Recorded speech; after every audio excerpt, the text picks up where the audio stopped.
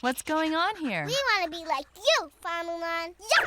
In 1994, Disney expanded its enterprise and started creating tons of sequels. Some of these were more successful than others, but many have since been forgotten about. We found 10 Disney sequels that you probably haven't thought about in ages. Keep watching to find out which classic Disney movie has a wild and unexpected sequel. Kovu, he was hand-chosen by Scar.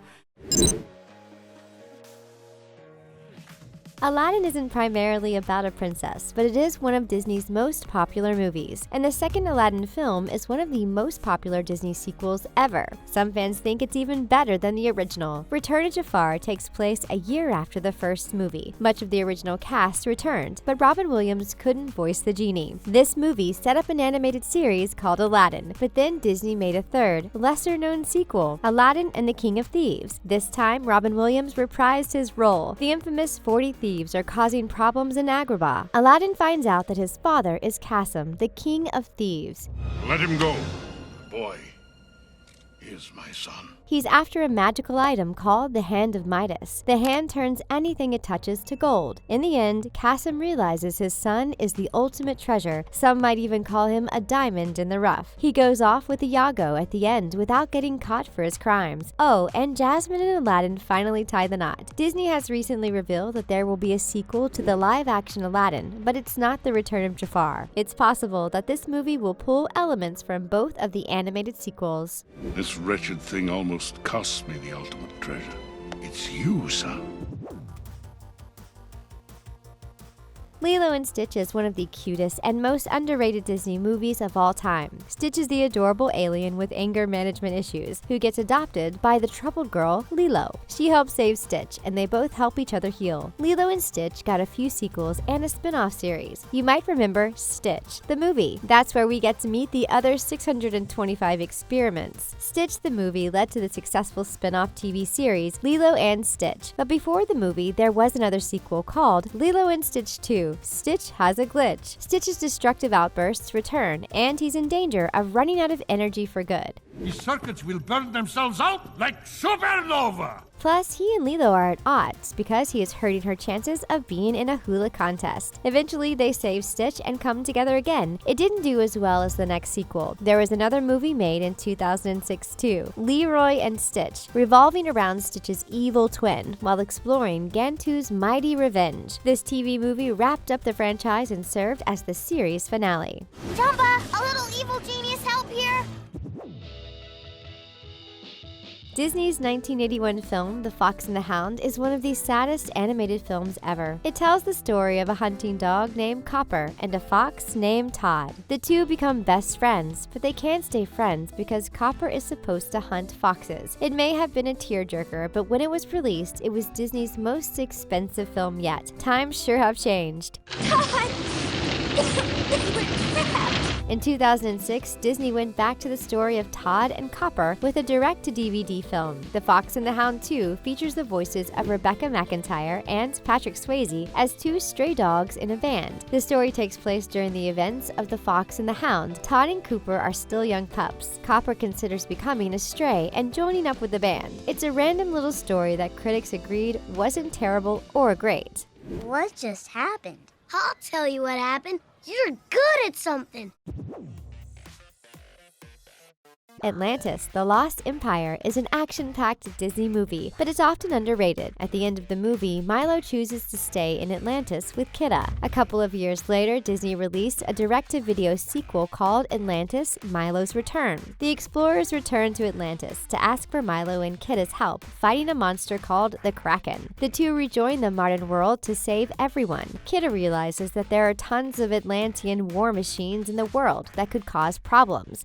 Fire did not fall from the sky in Atlantis like it does here. Honestly, the movie title is a misnomer. It's more of Kidda's story than Milo's. In the end, she realizes that the crystal that powers Atlantis can help the world. Atlantis emerges from the sea. The movie did not do well at all. Because of that, Disney scrapped its plans for a TV show called Team Atlantis. This show would have featured the characters fighting all sorts of mythical creatures. We are totally bummed that the show never happened. The world was never the same after that day.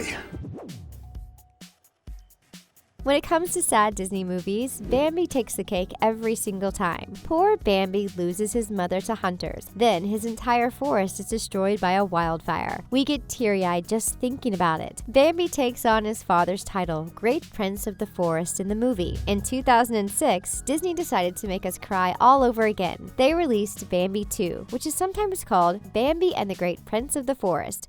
The distance makes it easier to spot danger. But it's not a true sequel. We don't find out what happens to everyone after the forest fire. Instead, it's about what happens after Bambi's mom passes away. It's about his relationship with his father, the original Great Prince of the Forest. We learn a lot more about Bambi's mysterious dad. The best part is Patrick Stewart voices the Great Prince. The reviews are mixed, but it does have a 50% rating on Rotten Tomatoes. That's pretty high for a Disney sequel.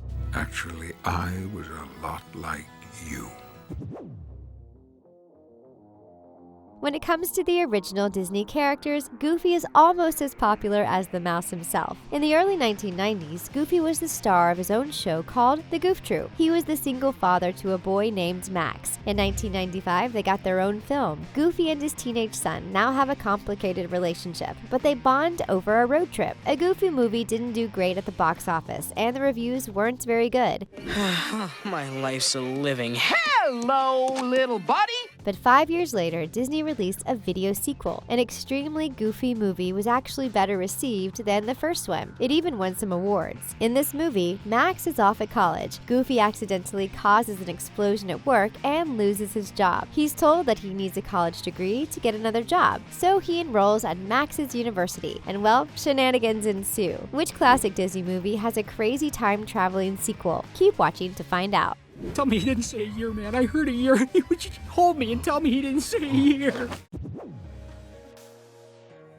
The Lion King is one of the most popular and beloved Disney films of all time, and we find out even more about Simba in the sequel, The Lion King 2: Simba's Pride. This movie follows Simba's daughter, Kiara, who is in love with a lion from an outcasted rival pride. It's one of the best Disney sequels ever, and it received some pretty good reviews too.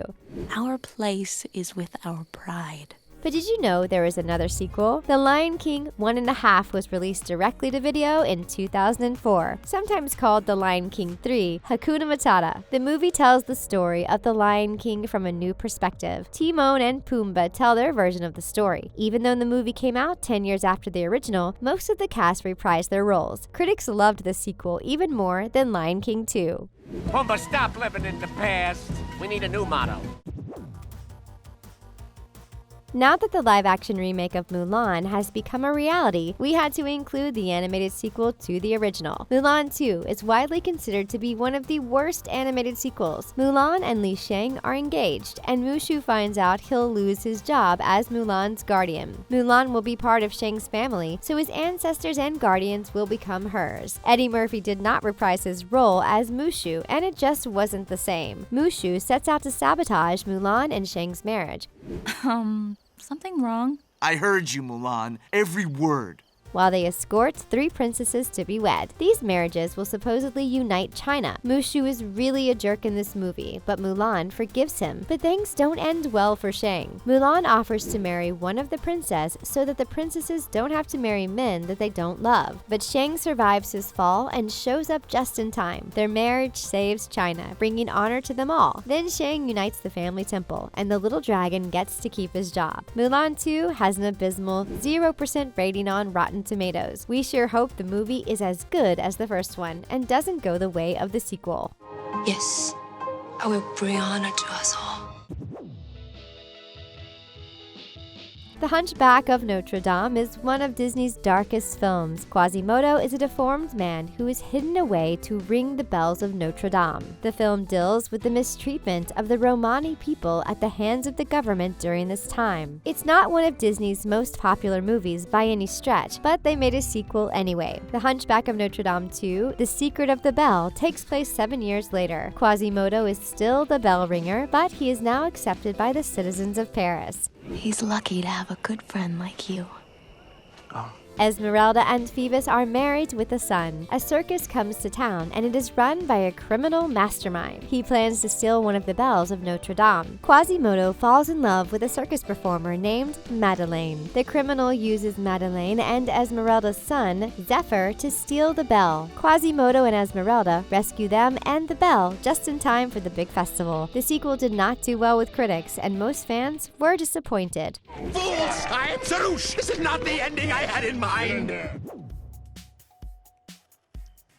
Cinderella is one of the earliest Disney princess movies, and it is still loved by fans. Disney made a sequel over 50 years later called Cinderella II: Dreams Come True. Cinderella gets used to life as a princess. Jack the Mouse becomes human, and Anastasia, one of the stepsisters, has a redemption arc. The DVD sold a lot of copies, but the movie was terribly received by critics. Nevertheless, Disney tried again. Cinderella 3: A Twist in Time appears to take place before Anastasia's redemption.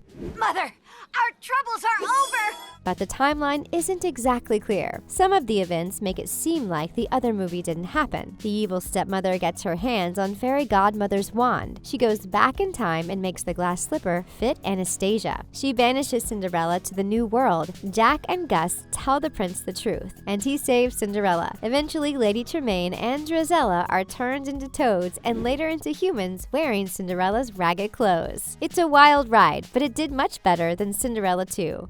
Magnificent. And no one knows except us. What's your favorite Disney sequel? Let us know in the comments. Mom would be so proud of you. Thanks for watching. Give this video a big thumbs up, and don't forget to subscribe to The Things. See you next time.